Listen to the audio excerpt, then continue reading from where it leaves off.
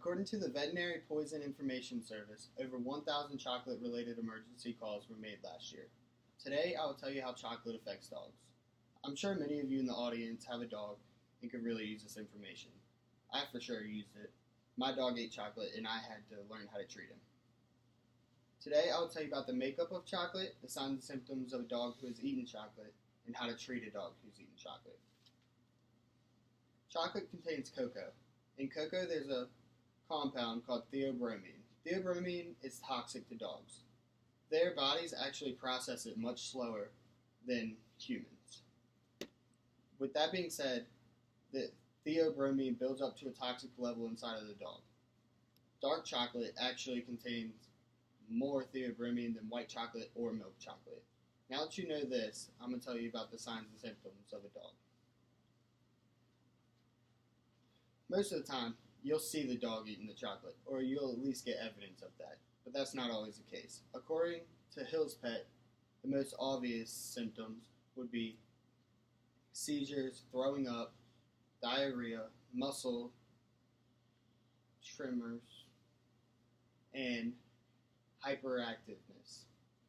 Some things that you might not be able to see are irregular heartbeat, heart attacks, or internal bleeding.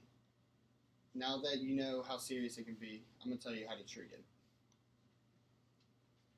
So when a dog eats chocolate, you're going to have to act within 2 hours. You need to induce vomiting, and by doing this, the Pet Poison Helpline says that using 1 milliliter of 3% hydrogen peroxide per pound of dog's weight. You can do this by using a syringe or a teaspoon. You can also use active charcoal to decontaminate the dog's body. Other than this, you're most likely going to have to take your dog to the vet.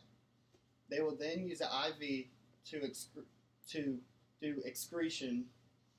They'll use sedatives to calm them down, antacids for discomfort, and anticonvulsants to stop seizures.